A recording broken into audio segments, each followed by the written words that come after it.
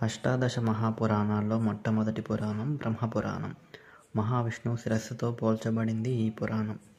సగటు మనిషి ధర్మార్థ కామ మోక్షాన్ని ఎలా సాధించగలడో తెలియజేయడానికి ఎన్నో కథలు, ఉపకథలు దీనిలో ఉన్నాయి. ఈ పురాణంలో పూర్వభాగం, ఉత్తర భాగాలనే 2 భాగాలతో మొత్తం 246 అధ్యాయాలు, 10,000 శ్లోకాలున్నాయి.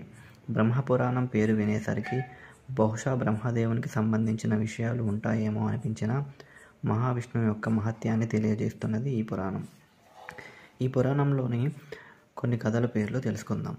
నైమిషారణ్య వర్ణన, మహాప్రళయ, అవాంతర ప్రళయాలు, హరిశ్చంద్ర, సగర, భగీరథుల చరిత్ర, వసుదేవుని పుట్టుక, భూగోళ సప్త ద్వీప వర్ణన, సూర్యపూజా మహత్యం, పార్వతీ స్వయంవరం, ఇంద్రాద్యుమ్న చరితం, పూరీ జగన్నాథ క్షేత్ర వర్ణన, నరసింహస్వామి పూజా విధానం, సముద్ర స్నాన విధి, ఉమామహేశ్వర స్తోత్రం, గోదావరి నది పవిత్రత, అహల్య వృత్తాంతం, సరస్వతీదేవి వృత్తాంతం, శునశ్శేప చరితం, క్షీరసాగర మదనం, దరీచి మహర్షి వృత్తాంతం, ఆత్రేయ ఋషి వృత్తాంతం, మార్కండేయ ప్రభావం, అప్సరసలు విశ్వామిత్రుని తపస్సు భంగపరచడం వల్ల శపించబడి శాపవశం వల్ల నదీ రూపాలు పొందడం, వరాహ, నరసింహ, దత్తాత్రేయ, పరశురామ, శ్రీరామ, శ్రీకృష్ణ అవతారాల వర్ణన మొదలైన ఎన్నో విషయాలు బ్రహ్మపురాణంలో ఉన్నాయి.